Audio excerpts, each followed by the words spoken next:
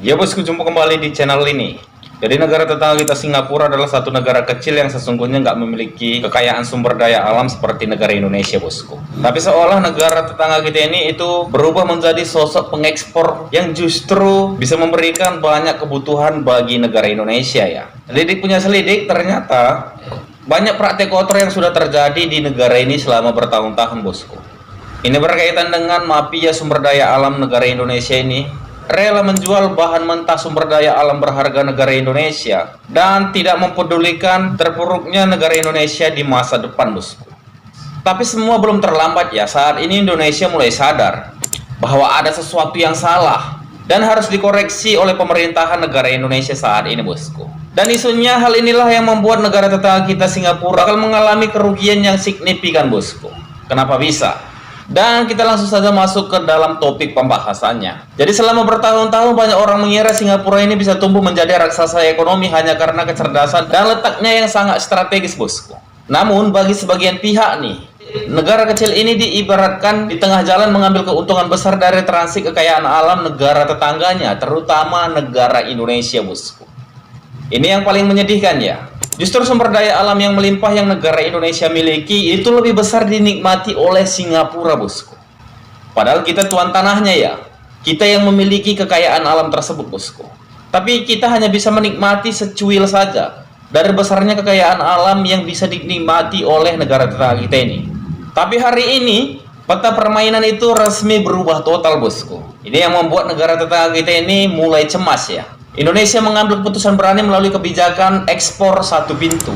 Dan ini langsung direspon oleh petinggi yang ada di Singapura bosku. Gak lama setelah Indonesia mengumumkan ekspor satu pintu ya, ada salah satu petinggi di negara tetangga kita Singapura ini yang memberikan statementnya. Ya kalau kita amati dengan seksama ya itu adalah bentuk kecemasan mereka dari aturan baru yang Indonesia terapkan ini, yaitu ekspor satu pintu. Jadi apa sih sebenarnya ekspor satu pintu ini? Ini adalah satu aturan tegas tidak hanya mengamankan kekayaan bumi pertiwi bosku, tapi juga membuat ekonomi Singapura terancam terguncang hebat.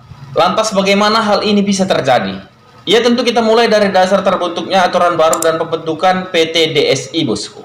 Jadi diresmikan ya PT dan Antara Sumber Daya Indonesia atau disingkat DSI itu akan menjadi perantara tunggal atau eksportir tunggal bosku. Aturan yang berlaku mulai pertengahan hingga akhir tahun 2026 ini memperketat ekspor 3 komoditas utama, yakni batubara. Izin ekspornya itu dibatasi ketat maksimal hingga akhir 2026 bosku. Dan CPO ya, minyak kelapa sawit. Dan dalam hal ini wajib memenuhi kewajiban pasar domestik atau domestic market obligation bosku, atau disingkat DMO ya. Dan hal yang lainnya adalah besi. Dan dalam hal besi pengelompokan ekspor yang dibagi menjadi 3 kelompok guna memperketat pengawasan. Dan Menteri Perdagangan Budi Santoso dan Dirjen Perdagangan Luar Negeri Kemendak menyatakan bahwa langkah ini diambil agar pengelolaan SDA kita berjalan lebih tertib bosku. Jadi secara nggak langsung ini para eksportir nakal ya, dan juga banyak mafia-mafia yang selama ini mengambil keuntungan besar dari bisnis ini, secara nggak langsung langkah mereka akan dibatasi, tertutup, bahkan dimatikan bosku. Dan ini yang membuat akan banyak mafia-mafia itu protes dan ingin segera membuat negara ini dalam situasi kacau ya, agar kiranya peraturan yang jika dijalankan ini akan menguntungkan negara Indonesia ini terhenti dulu atau jangan terjadi bosku. Pasalnya mereka akan rugi besar jika hal ini berjalan dengan baik.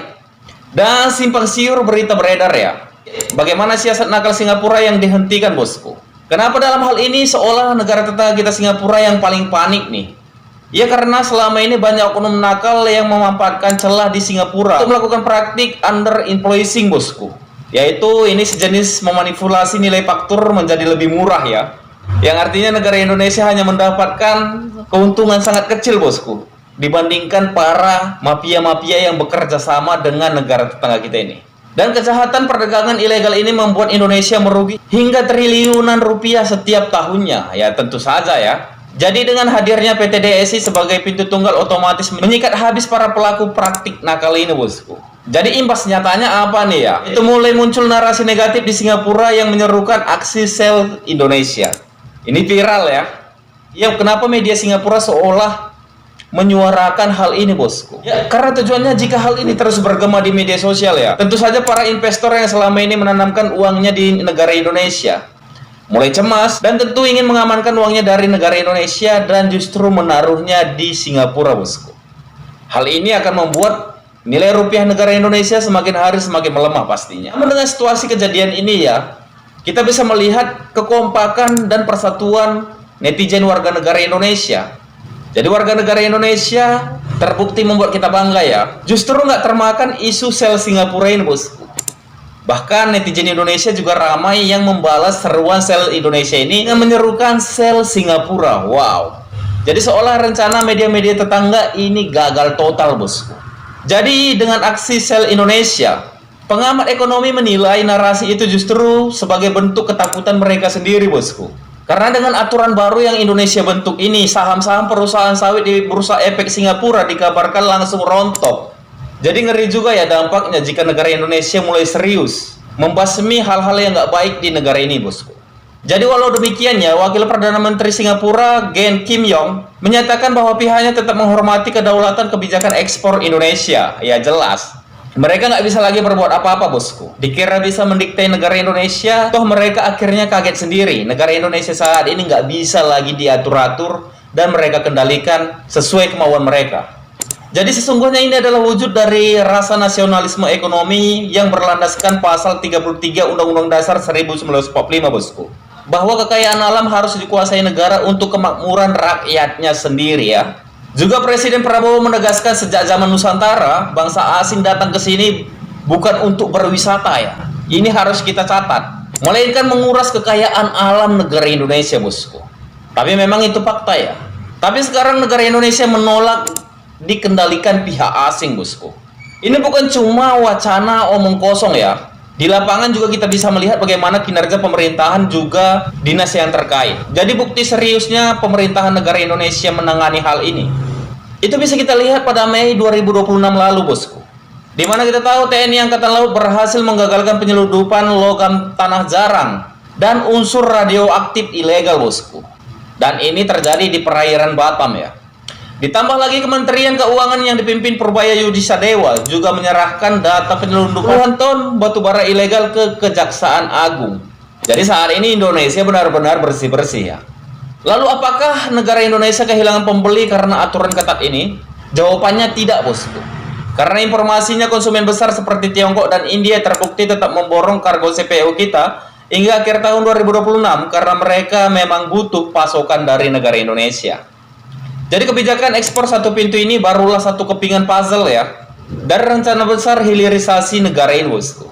Jadi negara Indonesia ini nggak mau lagi jadi negara pemasok bahan mentah yang justru hanya mendapatkan keuntungan tipis dari sumber daya alam yang melimpah kita miliki, bosku.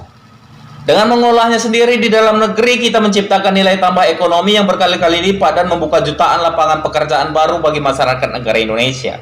Ya jelas, hal yang terbaik adalah kita melakukan hilirisasi ya.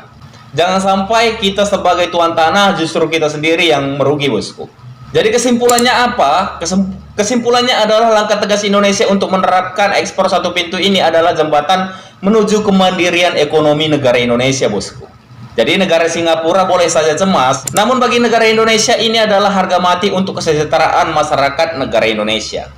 Dan demikianlah video pembahasan kita hari ini, bosku.